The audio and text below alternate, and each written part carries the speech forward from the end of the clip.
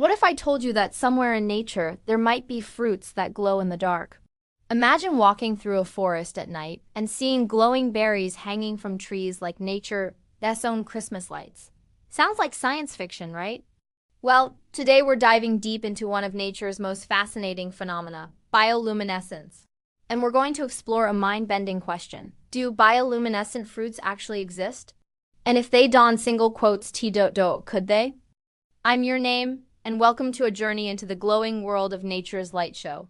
Hit that subscribe button because this is about to get illuminating. What is bioluminescence? Before we talk about glowing fruits, we need to understand what bioluminescence actually is. Bioluminescence is the production and emission of light by living organisms.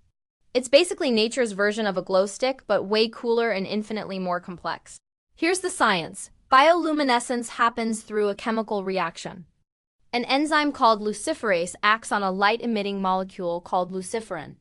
When luciferin reacts with oxygen in the presence of luciferase, it produces light. And boom, you get that ethereal glow. This phenomenon shows up all over nature. Fireflies use it to attract mates. Deep-sea fish use it as a lure or camouflage. Certain bacteria, fungi, and even some squids have mastered this biological light show. But here's what's really interesting. Bioluminescence is found in oceans, forests, and even in your backyard. But when it comes to fruits specifically, that's where things get complicated. The truth about glowing fruits, so let me give it to you straight. Naturally occurring bioluminescent fruits don't really exist in nature. I know. But stay with me because this gets interesting. While we have glowing mushrooms, glowing plankton, glowing jellyfish, and even glowing worms, evolution hasn't produced fruits that naturally emit light. And there are some really good reasons why. Reason 1. Energy cost. Producing light requires energy, a lot of it. For a fruit, which is essentially a plant's reproductive investment, spending extra energy on glowing would be metabolically expensive. Plants need to invest their energy into making fruits sweet, nutritious, and colorful to attract animals. Adding bioluminescence on top of that? That's like adding diamond rims to a Ferrari. Expensive and kind of unnecessary. Reason 2. Evolutionary purpose. Fruits evolved to be eaten during the day by birds, mammals, and other animals with color vision. Bright reds, oranges, and purples show up beautifully in daylight. Glowing at night would only be useful if your target seed dispersers were nocturnal animals, and most fruit-eating animals are diurnal. Reason 3. The chemistry doesn't fit. The bioluminescent organisms we know about tend to be marine creatures, fungi, or bacteria. The evolutionary pathways that led to these abilities just didn't show up in fruit-bearing plants. Nature's closest attempts now. Even though we don't have truly bioluminescent fruits, nature has created some absolutely fascinating near misses.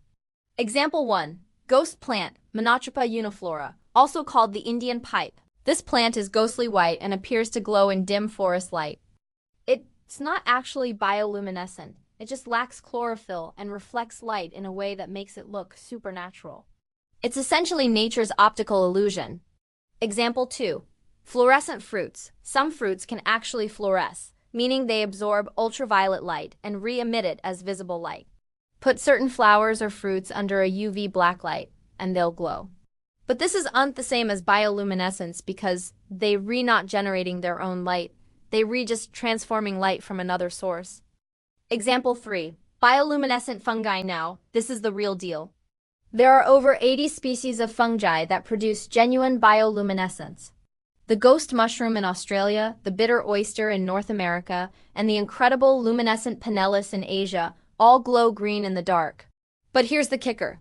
Mushrooms aren't fruits in the botanical sense. They're fungal fruiting bodies, which is different from the fruits we eat like apples and berries. Still, these glowing fungi prove that nature can make photosynthetic adjacent organisms glow. So the question becomes, could we? The science of making glowing fruits, this is where things get really exciting. Scientists have actually been working on creating bioluminescent plants, and they've had some success. The tobacco plant breakthrough in 2010, researchers successfully created a tobacco plant that glowed faintly in the dark by inserting genes from bioluminescent bacteria.